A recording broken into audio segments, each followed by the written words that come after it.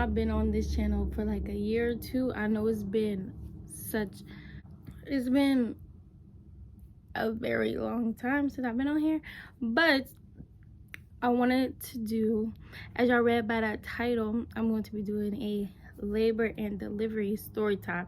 Basically, like my experience, first time mom edition, because I am a first time mom. So I want to be sharing you guys like how it was for me, the process, was it painful or not, that type of stuff, you know.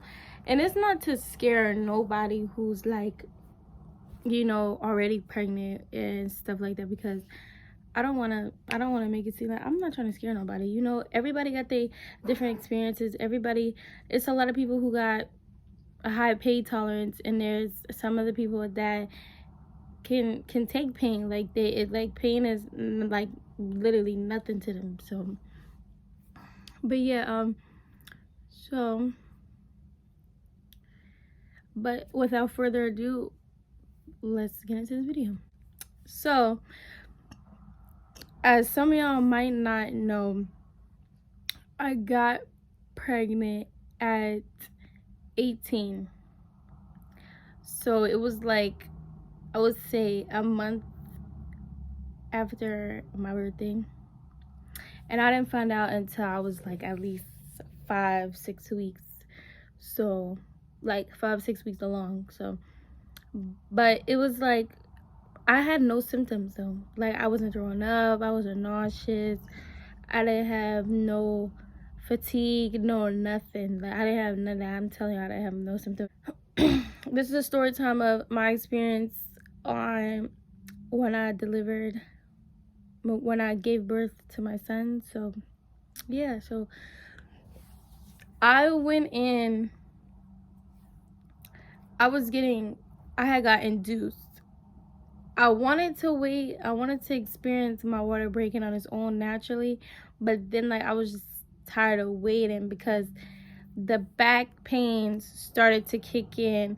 I would say like at 35 weeks, my back pain started to kick in. Like I couldn't sleep comfortably. Like I always had to sleep like on my side. Or it's funny because I was complaining about back pain, but I always slept on my back. But that's because like that was one of the most comfortable positions to lay in, like to go to sleep in for me. But it was either that or I would lay on my side. But yeah, so I had went in February. Yeah, so I had got induced.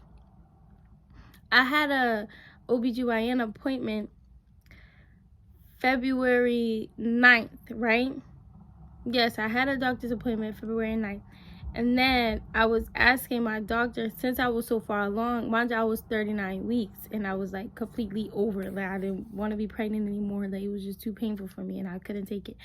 So I was 39 weeks, and I asked my OB, I'm like, hey, is it possible for me to get induced? Because like I'm ready, you know, back pain's been kicking in, you know, every time I come to my appointment, I'm always telling you how my back hurts and stuff like that. So she like, oh yeah, if that's something you want to do, then we could go ahead and arrange that and see what dates they have open so we can get you in. I'm like, okay. Mind y'all, where I live, we have 2 hospitals. So she comes back and she tells me that the hospital that I originally go to, like when I go to like the emergency room and stuff, the hospital that I originally go to all the time was booked, and they didn't have no more openings until that following Sunday. Mind you, it was Wednesday that I went in for my OB appointment. So she said, oh, they're all booked and there's no other spots open until next Sunday. So I'm like, oh no, like I don't think I can wait that long. I was like kind of bummed when she told me that. And then she said, but the other hospital is open for a spot for tomorrow. I'm like, tomorrow? Like when she said that, I was like so shocked because I didn't expect for it to happen tomorrow. I was thinking like on a weekend or like next week on a weekday, like Tuesday or something. I didn't know she was gonna say tomorrow. I was so shocked, y'all. I was so scared. It's crazy because like I wanted my pregnancy to be over with, but then I was not ready for like me to go in to be induced 24 hours later. Like y'all was so scared, but you know, I just got over it because I was ready to not be pregnant no more. So my OB ended up setting up the appointment, and then I went into the hospital that I was getting induced at. Obviously, I went in for that, which was the next day, Thursday, February 10th. Went in at 7 because they told us I had to come by 7, and if I'm late, I have to reschedule my induction because that's when the emergency room closed. I mean, that's when like it closes to come. Like if you're getting induced, you have to come in at a certain time, because if you're not there or something, then you'll have to reschedule your induction. So I got there at 7, and they started the process. They hooked me up to the IV and all that, and put fluids in my arm, put the baby monitor on my stomach, and to track my contractions. Y'all, at that point I was just scared. And then the nurse is gonna tell me, you better enjoy eating now, because at 12 you can't eat nothing. You can't eat or drink nothing. I'm like, what? For real? So like I'm finna just be hungry. But y'all, whole time I wasn't even hungry for real. I was thinking I was gonna be hungry, but I wasn't hungry. I was just bummed because I had got me some really bomb gummy worms, and I wasn't able to eat them. Like I was so mad. But no, I wasn't really hungry because I wasn't really thinking about eating, and I didn't really like have food in my room for me to be thinking about food, you know. So I didn't really like, at first I cared, but as the hours was going by, like I really didn't care. Like I wasn't hungry for real. So, and then I just hated how nurses come in basically every hour or two just to check up on me. You know, I appreciate them checking up on me, you know, still trying to see if I'm breathing or not, but still, like, it was just annoying. I didn't like it.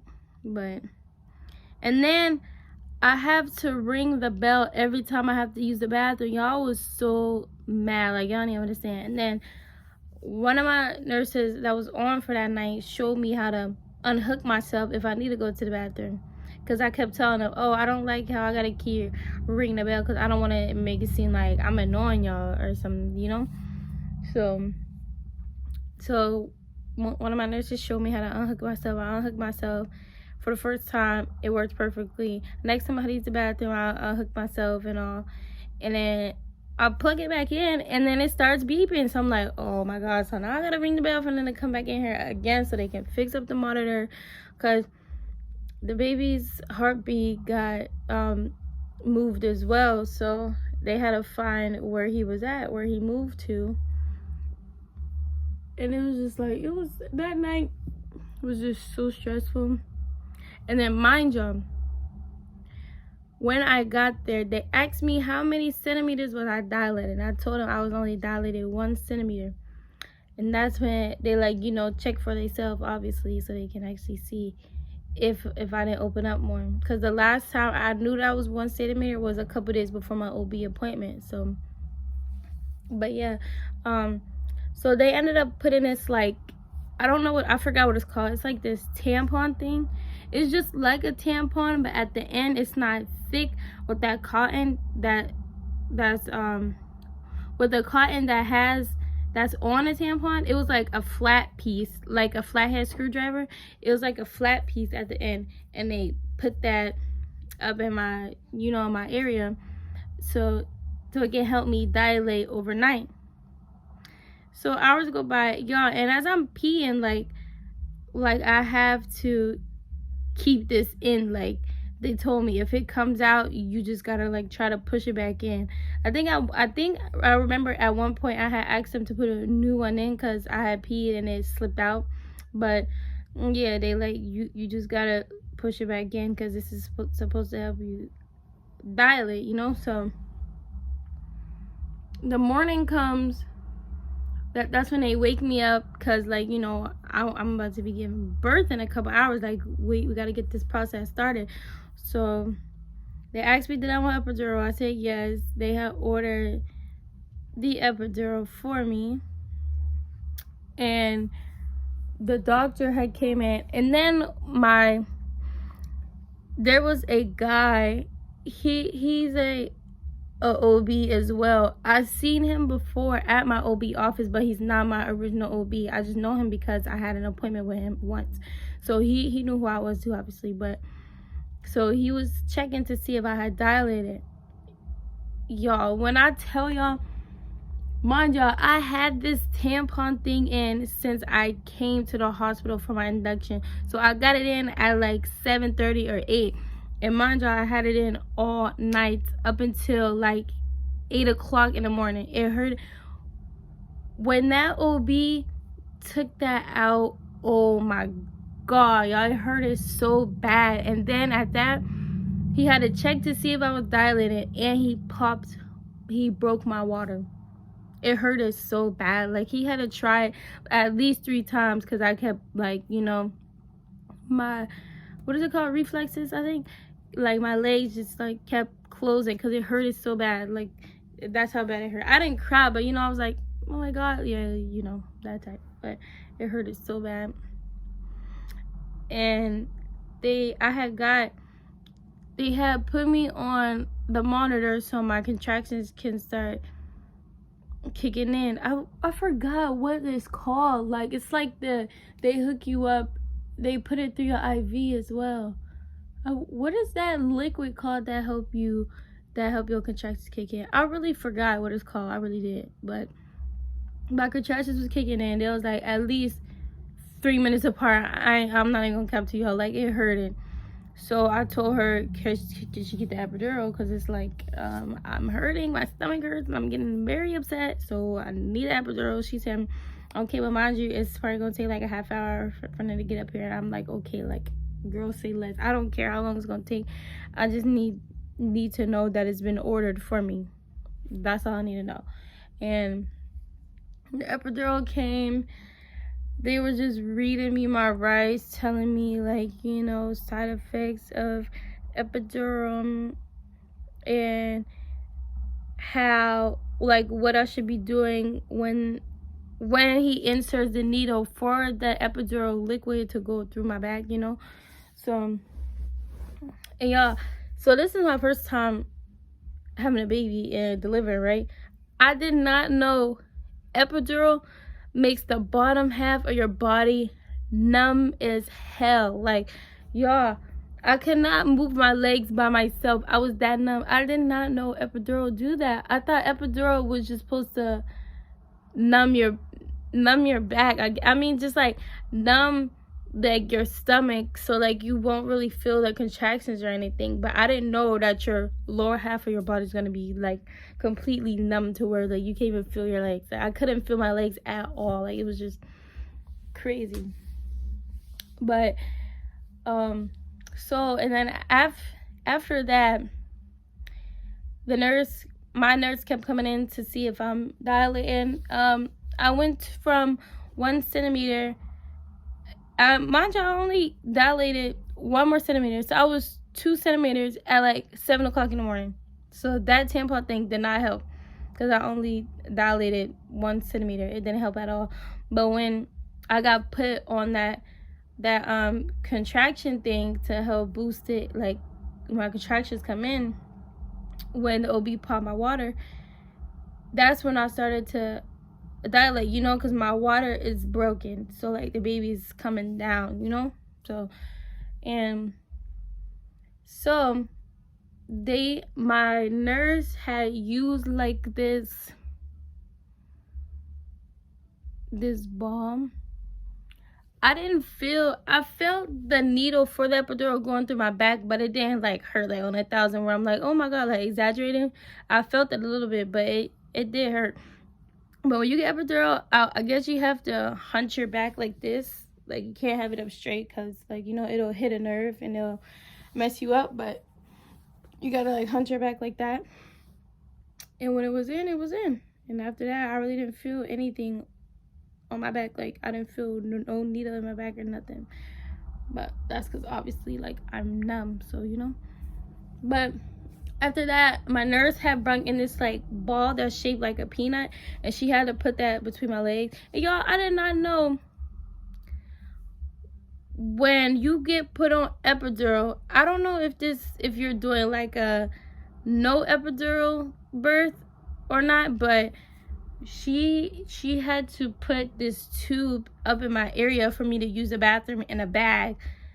I did not know that they do that. This whole time I'm thinking, and then I told her, I'm like, how am I supposed to use the bathroom if I gotta pee, if I'm hooked up to all these IVs and stuff, you know? So she's like, oh, we're gonna, I think it was called a catheter, one of them. I know that it's like pronounced as one of them, but the whole time I was peeing in a bag. Y'all. Mind y'all, I don't feel me peeing either because my bottom half is numb, so I don't feel nothing. But while it's happening, when she had to put a wall between my legs to like support them, because I have that tube up in my area to use the bathroom, and because my bottom half is numb and they don't want anything to happen down there while my legs just like, you know, laying down or whatever. But they had to put a ball between my legs and switch it every 5 to 10 minutes from each leg. So one leg gets 5 minutes, the other leg gets 5, you know, that type. And I remember the last time she came in, I tried to move my legs myself, and I couldn't, and she started laughing at me. She said, I told you you weren't able to fit your legs. I see you trying to move them. I'm like, yeah, I was just trying to see if I was able to. Y'all cannot. So, and I asked her, I was telling her I was getting severe butt cramps. Like, my butt cramps was on 1,000. Like, I was even complaining to my boyfriend. I'm like, my butt hurt so bad. Like, I'm feeling pain in my butt. So, mind y'all, my nurse only came in because, like, my time on my left leg was up. So, she was going to switch it to my right leg. And I had rang the bell because I was having, like I said, I was having severe butt cramps. And I didn't know if that was normal or not for me to be having pain down there. So I told her. She was like, oh, that just means that baby is coming down. But let me check if you dilate it even more. She checked my cervix, y'all. She said, oh, it's time for you to push. So you telling me in that 8 a.m. period to 12 that I dilated 10 centimeters? Like, it was very fast. She said, oh, it's time for you to push. Y'all, I was so scared. I swear to God, I was so scared. I'm like, oh, how am I going to do this? Like, I ain't never pushed a baby out before. Like, do I got to push with everything in me or what? Because, y'all, I'm just like, I was just so frightened. I didn't even, like, I was just like, for real? Like, my face was like this. I was like, for real? She was like, yeah. And she started laughing. She said, it's time for you to push. She said, so I'm going to go let the doctor know that it's time for you to push, and I'm going to grab the other nurses. So it was like, at least I would say 3 nurses and 1 doctor in there. So at first, I guess I've seen this in a couple people labor and delivery videos, that it's always like 1 nurse in there at first helping you push, and then like as towards the end, that's when everybody else come in and when the doctor comes in. So my main nurse was helping me push, and y'all, I'm just feeling like, and then she put her fingers like I guess down by my butt, and she's like, just push where you either feel my fingers or feel the pain at. So I'm like, okay. So I'm trying, you know, trying to push or whatever. And then I'm on like my 3rd push right now, taking a break. That's when everybody else started coming in, and then they getting ready. They put in like, they telling me to scoot to the end of the bed, and they put in like, I don't know what it's called, but they put like all these like covers and stuff on the floor and under my butt, so, you know, so no blood would really leak through on the bed and on the floor, you know. So, and then as I pushed again, they're like, oh, I see his head, do you want to feel it? Y'all, I was so scared. I did not want to touch his head for nothing. Like, I'm sorry, I feel so bad for not touching his head, because if I really would have touched his head, like, it would have been like, you know, a good, like, a great feeling to know that he's like right there. And they said he has a lot of hair, so, and I wanted to see him so bad, so that just gave me more motivation to just, like, you know, just push harder, because like he's right there, like he's coming, like, so I'm still pushing. I'm on like my, y'all, I honestly forgot how many times I pushed, but I do know that I was only pushing for 10 to 15 minutes. I was only pushing for 15 minutes. And the nurse told me that that's really good, because first time moms take an hour to push. So she said that's very surprising. Like, she never seen, this was her first time seeing a first time mom push that quick, because usually they take an hour or two, because you know you're a first time mom. So yeah, he comes out and they put him on my chest, and I didn't know that he really slipped out that fast, probably because, you know, I'm on epidural, I can't feel the bottom half of my body, so I didn't know until they pulled him out and they put him on my chest. I'm like, oh my god, like that was so fast. Like, but he was born February 11th at 1:08 p.m. He birthed a baby Legend. My son's name is Legend. He's now basically 3 months. Today is May 8th, I believe, and he'll be 3 months on May 11th. But yeah, he's basically 3 months now. He's getting so big though. Honestly, if I was to give it a rate on my labor and delivery experience, well, for the hospital itself was amazing. They even offered to take free, not free, because we had to pay if we wanted to order them, but they took pictures of us, pictures of my son, pictures of me, my boyfriend, and my son. They took pictures of us. Like, we didn't even ask for it. Like, they just came in and took them. I thought that was really nice. And they gave me a swaddle as a gift. Like, when I moved from out of the labor and delivery side, I went into the mommy and me side. Like, that's like basically the recovery side. So they gave me a gift. It was like a water bottle with the hospital's name on it. And y'all, I used that for at least 2 months. 2 months after I had him. And to this day I used it, but really after I had him, I was drinking a lot of water, because I didn't have no appetite after I had him. So I was just drinking hella water. But they gave me a water bottle, they gave me a swaddle, they gave me a onesie with the hospital's name on it. And what else did they give me? Oh yeah, and they had ordered me a breast pump, because I told them that I was going to breastfeed too. So they had ordered me a breast pump, so that was already there as well.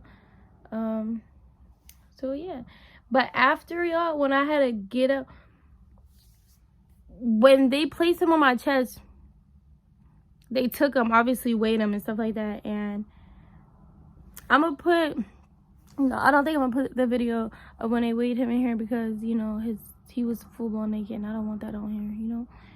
So I'm gonna show y'all pictures. I'm gonna put pictures on here of when he was born though, and I'm gonna add a couple videos with him.